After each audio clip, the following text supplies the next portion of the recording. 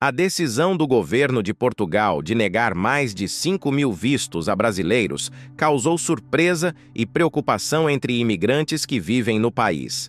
Mas, para quem já acompanha a cena política portuguesa de perto, esse movimento não veio exatamente de forma inesperada.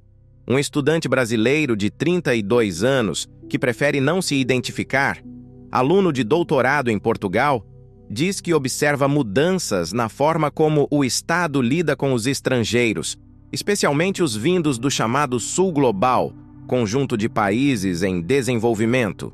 Já faz cerca de 1 ano que Portugal acompanha o movimento do Norte Global, com o crescimento do discurso contra a imigração.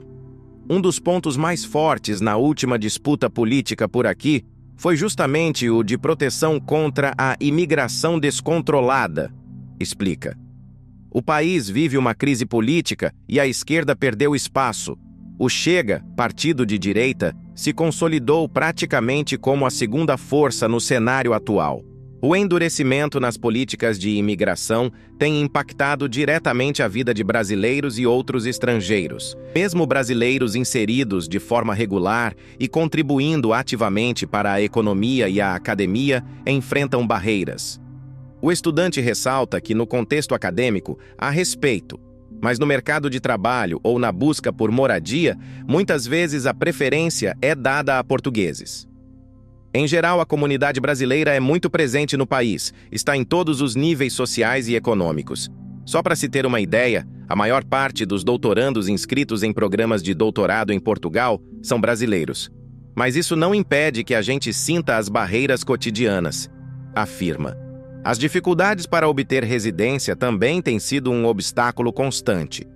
O estudante levou 2 anos e meio até conseguir sua autorização. Um processo longo, ainda que tenha sido iniciado quando havia um sistema mais flexível. Houve um tempo em que a manifestação de interesse era uma via possível. Depois veio um tipo de visto com permanência quase automática. Ambos os modelos foram extintos. Foram avanços que agora foram subtraídos. Detalha. A decisão recente do governo, portanto, se insere num contexto mais amplo de retração e endurecimento migratório. Ainda que não represente uma política de expulsão em massa, o cenário para os imigrantes tem se tornado mais desafiador. É um processo que mistura política, discurso público e burocracia. E quem está do lado de cá sente cada uma dessas camadas, conclui. O perfil dos imigrantes.